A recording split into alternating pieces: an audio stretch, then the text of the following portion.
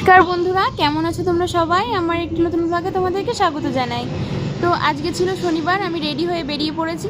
তো আমি যাচ্ছি হচ্ছে, আমার আজকে একটা অডিশন আছে। যদি বলো কিসের অডিশন, সেটা হচ্ছে যে জি বাংলা রান্নাঘরের অডিশন আছে। এর আগেও আমি দুবার অডিশনের থেকে আমার ডাক পড়েছিল, আমি যেতে পারিনি। সেটা হচ্ছে দিদি নাম্বার 1-এর অডিশন ছিল। তো এবার ভেবেই নিয়েছি আমি যাব। তো বরকে নিয়ে বেরিয়ে পড়লাম।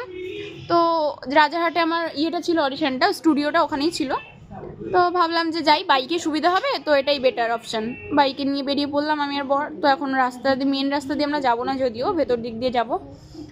তারপর হেলমেটটা মাস্ট, যেহেতু যশোর রোডে উঠবো, এই জন্য খুব নার্ভাস ফিল লাগছিল যে প্রথমবার যাচ্ছি এরকম একটা জায়গায়। এরপর রাস্তায় দাঁড়িয়ে ভাবলাম একটু ছাতু খাওয়া যাক।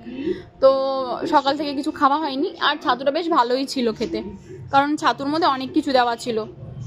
ছাতুর মধ্যে দেওয়া ছিল হচ্ছে তোমার আচার, পেঁয়াজ, কাঁচা লঙ্কা, বিট নুন, সাথে আর কি ছিল একটা মশলা মতো। তো এখানে এসে দেখতে পাচ্ছ আমি ফর্মটা নিয়ে নিয়েছি, ফর্মটা ফিল আপ করাও কমপ্লিট।